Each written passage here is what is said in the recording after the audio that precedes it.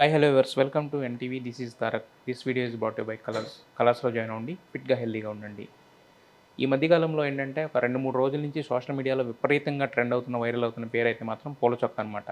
అంటే ఆయనకి జనరల్గానే ఫాలోవర్స్ ఎక్కువ. అయితే ఆయన ఈ మధ్యన ఒక సినిమాకి రేటింగ్ ఇవ్వడం అనేది జరిగింది. ఆ రేటింగ్ విషయంలో వచ్చిన డిస్టర్బెన్సెస్ వలన వాటి వలన ఆయన పేరు అయితే విపరీతంగా ట్రెండింగ్లోకి వచ్చింది. సో ఆయన మనతో ఉన్నారు. అంటే పేరుకే పూల చొక్క, కానీ ఆయన పూర్తి పేరు వచ్చేసి నవీన్ అనమాట. ఈయన ఇంతకుముందు టాలీవుడ్లో కూడా వర్క్ చేశారు. సో ఆల్రెడీ టాలీవుడ్లో వర్క్ చేసి మరి ఆయన రివ్యూ ఇచ్చిన సినిమాకి ఏంటి ఇలా దాని చుట్టూ ఎందుకు ఇంత కాంట్రవర్సీ అయింది, ఇలాంటి విషయాలన్నీ కూడా ఆయన మాట్లాడదాం. హలో నవీన్ గారు. హలో హలో హలో నవీన్ గారు అంటే ఎవరికి తెలియదు, పూల చొక్క అనగానే వెళ్ళేవాళ్ళు కూడా ఒక్కసారిగా ఆగి చూస్తారు. సో అంతగా కనెక్ట్ అయిపోయారు అందరితో యాక్చువల్గా. సో అయితే మీరు అంతకుముందు టాలీవుడ్లో కూడా వర్క్ చేశారు. అంటే సినిమా మేకింగ్, సినిమా ప్రాసెస్ ఇదంతా ఐడియా ఉంది. బట్ రివ్యూస్ ఇవ్వడం అనేది తప్పు కాదు, అది తెలిసినంత మాత్రాన. ఇంతకుముందు మీరు చాలా సినిమాలు కూడా రివ్యూస్ ఇచ్చారు. బట్ ఫస్ట్ టైము ఈ బూట్ కట్ బాలరాజు అనే సినిమాకి మీరు ఇచ్చిన రివ్యూ వల్ల ఒక సెన్సేషన్, వైబ్రేషన్ ఇలాంటివన్నీ క్రియేట్ అయినాయి. సో మీరు ఇచ్చిన విధానానికి హర్ట్ అయ్యారా సోహెల్, లేదంటే కనుక మీ రివ్యూ వలన సినిమాకి ఏమైనా డ్యామేజ్ ఫీల్ అయిందని? ఆయన ఒరిజినల్ ఇంటెన్షన్ ఏంటి? ఆ ఒరిజినల్ ఇంటెన్షన్ ఆయనకే తెలియాలి నాకు, because I can't predict anything. I'm not an astrologer or ఆయన ఎగ్జాక్ట్లీ ఆయన ఫీలింగ్ ఏంటో నాకు తెలియదు కాబట్టి I can't comment on it. But ఏంటంటే ఆయన రియాక్ట్ అవ్వడం తప్పు కాదు.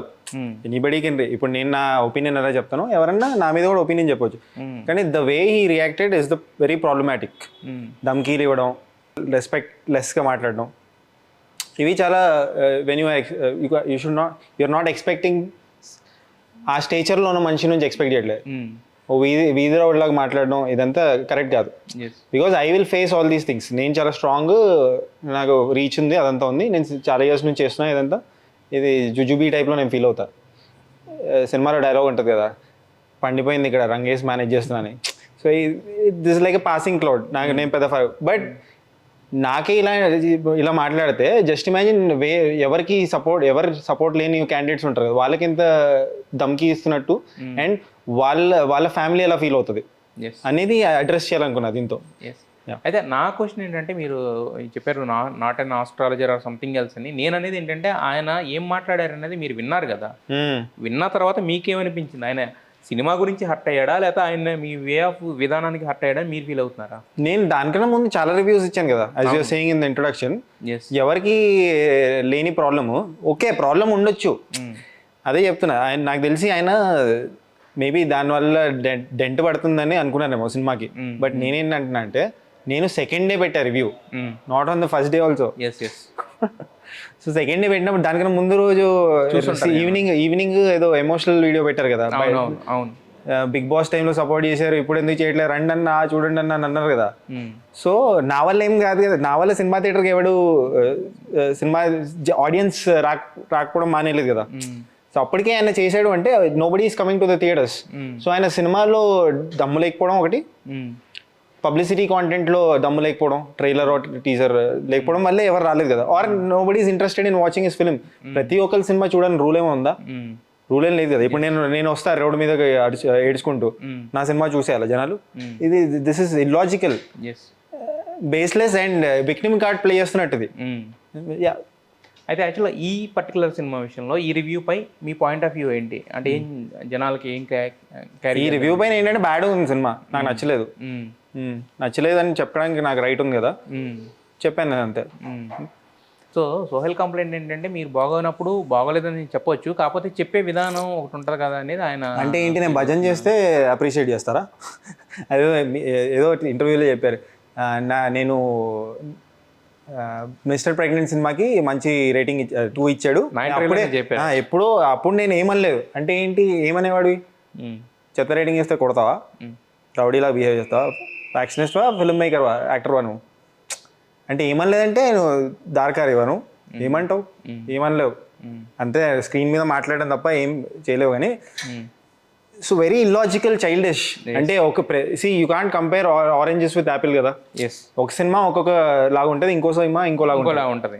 దానికి ఏంది ఆ చైల్డిష్నెస్ అక్కడే బయటపడుతుంది కదా. ఇంకా యాక్చువల్లీ ఆన్సర్ కూడా ఇవ్వాల్సిన అవసరం లేదు. బట్ అయితే యాక్చువల్గా సోహెల్ ఫోన్ చేస్తే మీరు ఫోన్ కూడా ఎత్తట్లేదు అని ఎందుకు ఎత్తాలి?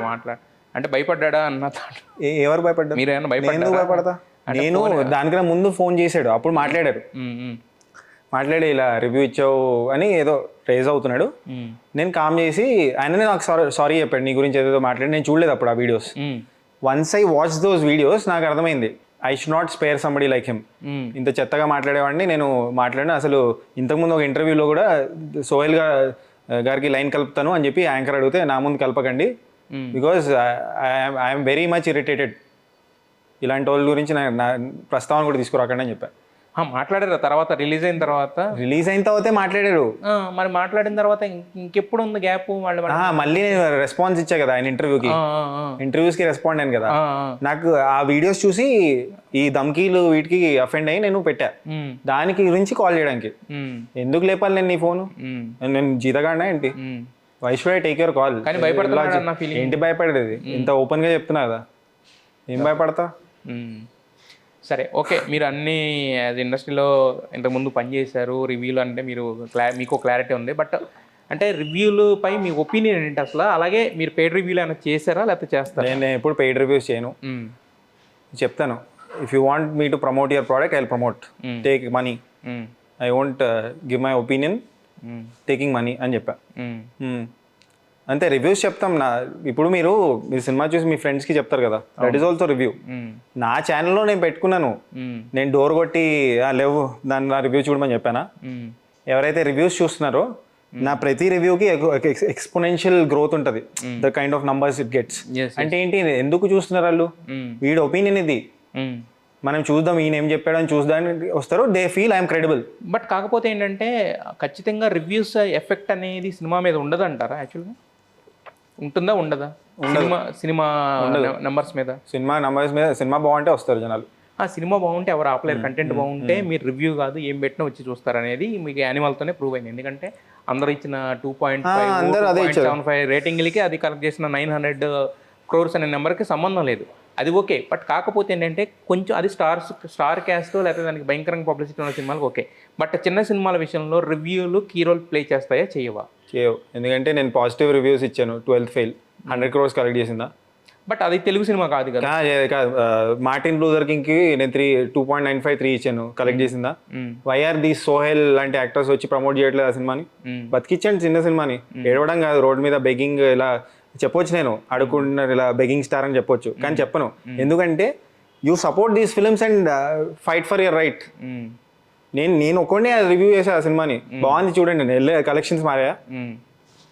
బట్ మరి మార్టిన్ లూథర్ కింగ్ లాంటి చిన్న సినిమాకి యాక్చువల్గా ఇప్పుడు మీరు అన్నారు సినిమా బాగుందని, నాకు నచ్చింది. మీకు నచ్చింది అదే.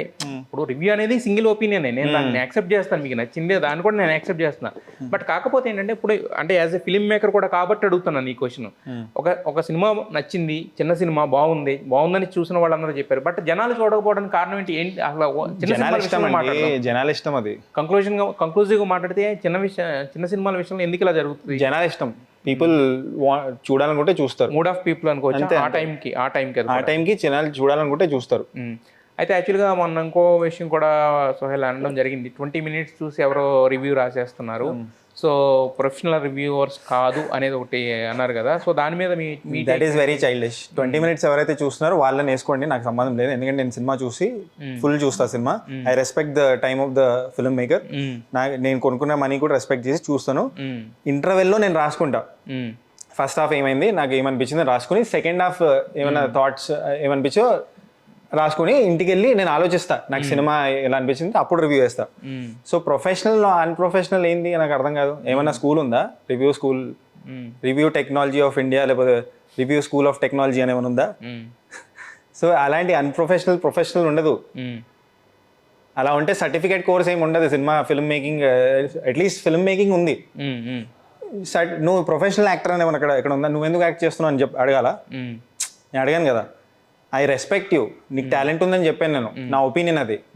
వేరే వాళ్ళు ఫీల్ అవ్వకపోవచ్చు నీకు టాలెంట్ ఉందని, కానీ నేను అలా డిస్రెస్పెక్ట్ చేయను. నీ ముఖం ఏంటి, నీ డాన్స్ స్టెప్స్ ఏంటి, బొక్కలో యాక్టింగ్ అని చెప్పాను నేను. ఎందుకంటే ఐ రెస్పెక్ట్ యూ. ఎవరి fate audience will decide. So there is something, ఏదో వెబ్సైట్ పేరు తీసుకొచ్చి వాళ్ళే అంత ఇచ్చారు నువ్వు ఇంత ఎవరే వాళ్ళు, నాకు ఎందుకు వాళ్ళతో సంబంధం, నా రివ్యూ నా ఇష్టం. వాళ్ళు ఏదో వేరే సినిమాకి ఏదో బ్యాడ్ రివ్యూ ఇస్తారు, కానీ హిట్ అయిన సందర్భాలు ఉన్నాయి కదా.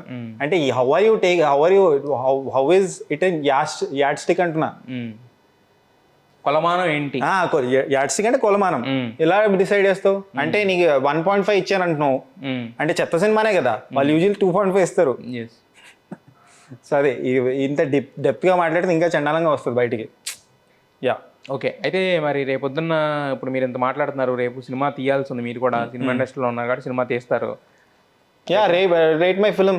అదే మీరు చేస్తారు, చేసినప్పుడు సోహెల్తో సినిమా చేసే అవకాశం కానీ లేకపోతే మీ సినిమాలో సోహెల్ చేసే అవకాశం తీసుకునే అవకాశం? ఇఫ్ ఇట్స్ మై స్క్రిప్ట్ చేద్దాం, కానీ ఆయనతోనే ఎందుకు చేయాలి? అవకాశం వస్తే నాకు ఆయనతో 1,00,000 మంది యాక్టర్స్ ఉన్నారు, ఆయనతో ఎందుకు చేయాలి నేను? అవకాశం వస్తే చేస్తారు. చేయను అంటే ఎందుకంటే వేరే ఆప్షన్స్ ఉన్నాయి నాకు. సోహెల్తో అయితే నేను హీరోగా చేస్తాను కానీ ఆయన పెట్టి చేయను. నా సినిమా ఫ్లాప్ అని ఎవరు చూడకపోయి okay I will burn my money. మన అరుణాచలం సినిమాలో ఎవరినో పెట్టి హీరోగా పెట్టి తీస్తే అలా తీసుకుంటా, నా డబ్బులు నేను ఖర్చు పెట్టుకొని. నేను ఏడవను కూడా అప్పుడు. ఓకే చూడండి అన్నా అని చెప్పి కూడా అన్ను. అంతేగాని సోహెల్ మాత్రం. సరే, ఈ టమాటాస్ కాన్సెప్ట్ ఎక్కడి నుంచి వచ్చింది ఏంటి అంటే రోటన్ టమాటాస్? లేదు, చాలా మంది బ్రెయిన్లెస్ ఫెలోస్ ఆర్గ్యుమెంట్ అది. సో టమాటోస్ ఎక్కడి నుంచి వచ్చిందంటే ఐ డిడ్ అ స్పూఫ్ ఒక ఫ్యాషన్ ఇన్ఫ్లుయెన్సర్స్, దాంట్లో what is up tomato, what is up Amigos అంటాడు, నేను వాట్ ఈస్ డౌన్ టమాటోస్ అన్నా. చాలా మందికి నచ్చింది అది కామెంట్స్ లో. సో అక్కడ నుంచి తీసుకొని స్టార్స్ బదులు ఐ షుడ్ బి యూనిక్ కదా. ఇఫ్ ఇప్పుడు థియేటర్స్కి వెళ్తే అన్న ఈ సినిమాకి ఎన్ని టమాటోస్ ఇస్తున్నావు అని అడుగుతారు. సో నాకు ఒక ఐడెంటిటీ కావాలి కదా. So I put tomatoes randomly, అది కూడా క్లిక్ అయింది. సో బ్రెయిన్లెస్ ఫెలోస్, లో ఐక్యూ పీపుల్, ప్రపంచం తెలియని వాళ్ళు వాళ్ళ నూతిలో కప్పలు కాబట్టి అది రోటన్ టమాటోస్ అనుకుంటారు, దానికి దీనికి సంబంధం లేదు. ఓకే, మొత్తానికి యూనిక్నెస్ కోసం పెట్టుకున్న పేరు టమాటోస్.